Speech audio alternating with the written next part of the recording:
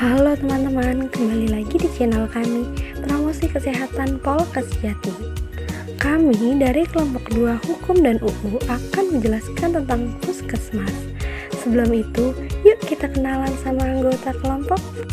Karena ada pepatah yang mengatakan tak kenal maka tak sayang. Assalamualaikum warahmatullahi wabarakatuh. Hai teman-teman, perkenalkan nama saya Nisa Febriani, biasa dipanggil Febri. Saya dari kelompok 2 Hukum dan UU Prodi Promosi Kesehatan. Yuk kenal sama teman-temanku yang lain biar makin akrab. Halo teman-teman, perkenalkan nama saya Beril Abiwinarca, biasa dipanggil Beril. Salam kenal semuanya. Hai teman-teman semua, nama saya Clara Cynthia Azhara, biasa dipanggil Clara. Halo semuanya, apa kabar? Perkenalkan nama saya Fitri Nur Adila, biasa dipanggil Fitri. Salam kenal semuanya. Hai semuanya, perkenalkan nama saya Latifah Gania Zara, biasa dipanggil Latifah. Salam kenal semuanya. Halo semuanya, perkenalkan nama saya Nufrisma Flavia. Jadi di sini kita akan membahas tentang Puskesmas. Nah, kalian penasaran kan? Apa aja sih yang dibahas tentang Puskesmas? Yuk kita simak videonya sama-sama, check it out. Salah satu layanan kesehatan yang paling mudah diakses masyarakat adalah Puskesmas. Puskesmas kini sudah memiliki banyak layanan untuk masyarakat di sekitarnya. Sebelum membahas tentang Puskesmas lebih jauh, sebenarnya kalian sendiri sudah tahu kan pengertian dari Puskesmas. Tetapi untuk lebih jelasnya, yuk kita simak pembahasan berikut. Menurut Departemen Kesehatan tahun 2011, kesehatan masyarakat atau yang biasa disingkat dengan Puskesmas adalah salah satu sarana pelayanan kesehatan masyarakat yang amat penting di Indonesia. Puskesmas adalah unit pelaksana teknis dinas kabupaten atau kota yang bertanggung jawab menyelenggarakan pembangunan kesehatan di suatu wilayah kerja. Puskesmas telah menjadi tonggak periode perjalanan sejarah Dinas Kesehatan Kabupaten di Indonesia. Konsep Puskesmas sendiri diterapkan di Indonesia pada tahun 1969. Perihal diterapkannya konsep Puskesmas ini, pada awal berdirinya sedikit sekali perhatian yang dicurahkan pemerintah kabupaten pada pembangunan di bidang kesehatan ini. Sejalan dengan diterapkannya konsep Puskesmas di Indonesia pada tahun tersebut, maka mulailah dibangun Puskesmas di beberapa wilayah yang dipimpin oleh seorang dokter wilayah atau dokwil yang membawahi beberapa kecamatan. Sedangkan di tingkat kabupaten ada dokter kabupaten atau yang biasa disebut juga dengan Dukabu yang membawahi dokwil. Pelayanan kesehatan yang diberikan Puskesmas tersebut adalah pelayanan kesehatan menyeluruh yang meliputi pelayanan pengobatan atau kuratif, upaya pencegahan atau preventif, peningkatan kesehatan atau promotif, dan pemulihan kesehatan atau rehabilitatif. Prinsip penyelenggaraan Puskesmas yang pertama, paradigma sehat. Artinya, Puskesmas mendorong seluruh pemangku kepentingan untuk berkomitmen dalam upaya mencegah dan mengurangi resiko kesehatan yang dihadapi individu, keluarga, kelompok, dan masyarakat.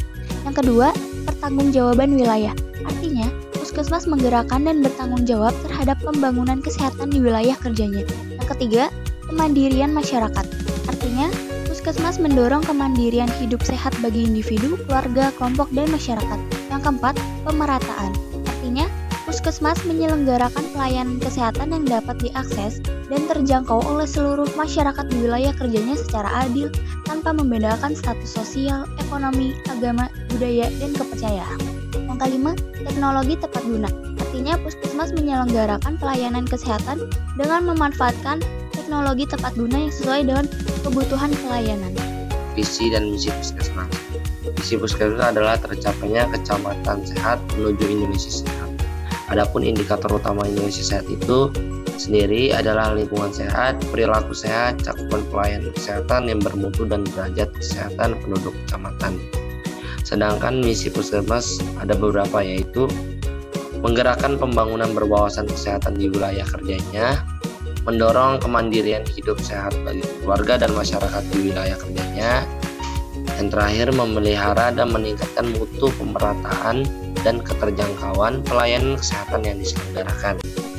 Untuk tercapainya visi pembangunan kesehatan melalui Puskesmas, Puskesmas bertanggung jawab menyelenggarakan upaya kesehatan perorangan dan upaya kesehatan masyarakat.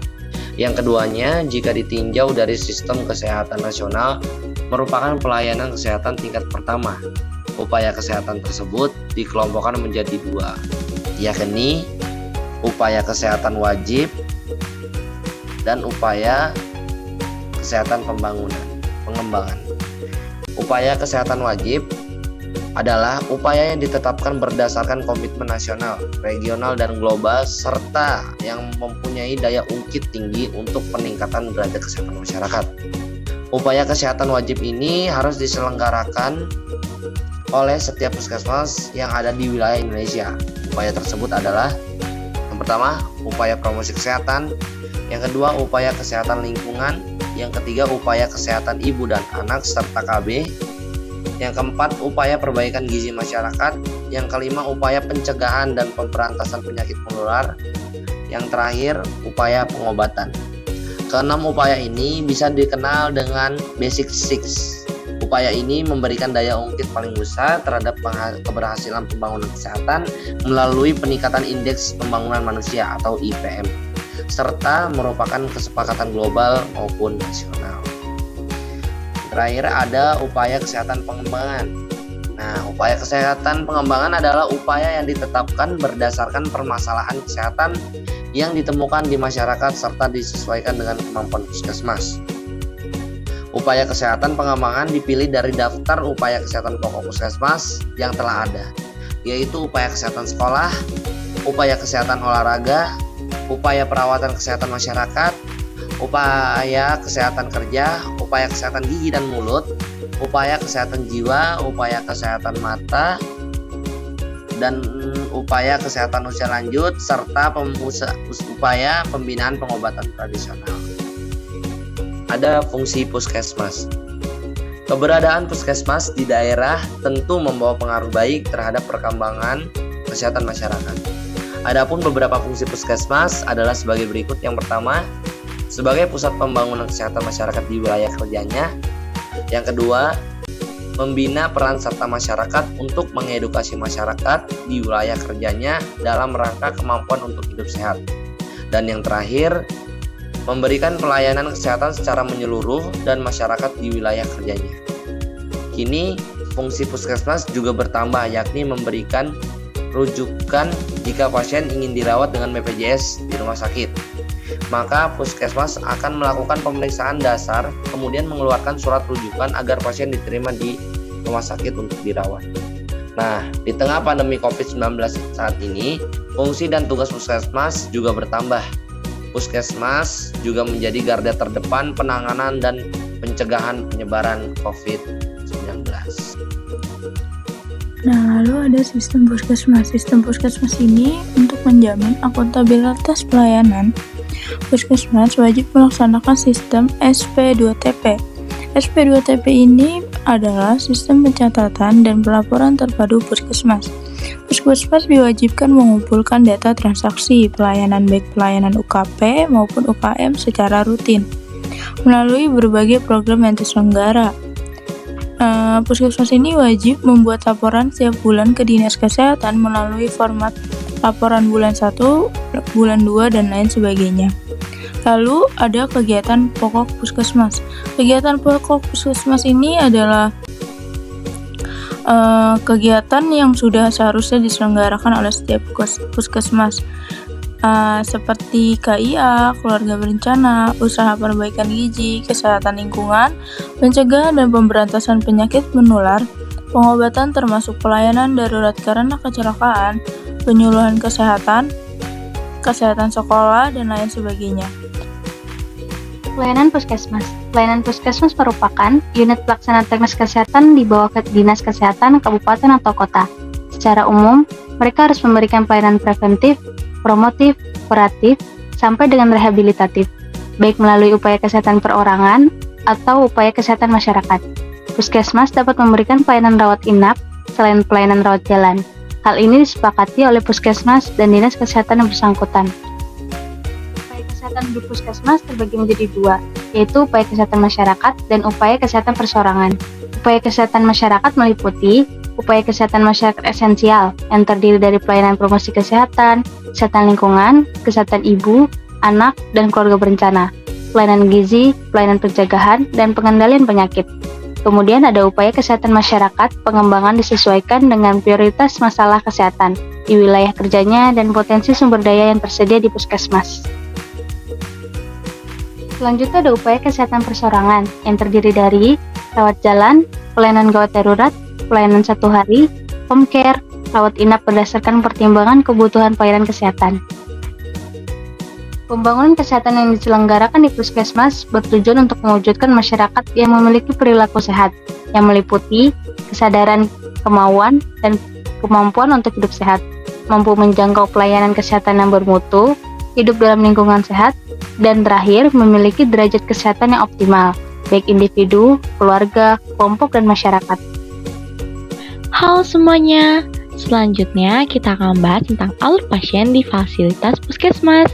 Ada yang udah tahu belum alur pasien di fasilitas puskesmas gimana sih? Nah, di sini sudah terdapat satu foto yang memberitahu bagaimana jika pasien berobat di puskesmas. Yang pertama, pasien akan diarahkan ke TPP Rajal atau UGD. Selanjutnya ke poliklinik atau UGD. Setelah itu akan dipertimbangkan dirawat inap. Apakah pasien harus diinap atau tidak? Jika tidak, akan melalui proses pengambilan obat, lalu pembayaran. Setelah itu, pasien boleh pulang. Jika pasien diharuskan menginap, akan dilanjutkan di TPPRI, selanjutnya di bangsal perawatan. Setelah itu, jika pasien mempunyai pelayanan penunjangan, akan diurus pelayanan penunjangan. Jika tidak, pasien akan membayarkan menggunakan cash ataupun kartu kredit. Setelah itu, pasien boleh pulang jika sudah sembuh. Dalam proses bangsal perawatan atau penyembuhan, pasien akan dirawat inap selama 1 minggu, bahkan bisa lebih loh, tergantung seberapa besar penyakit yang diderita pasien. Itu dia pembahasan dari kelompok kami seputar puskesmas. Terima kasih sudah menonton videonya. Jangan lupa untuk like, comment, subscribe, dan share video ini ya guys. Sampai ketemu di video-video selanjutnya.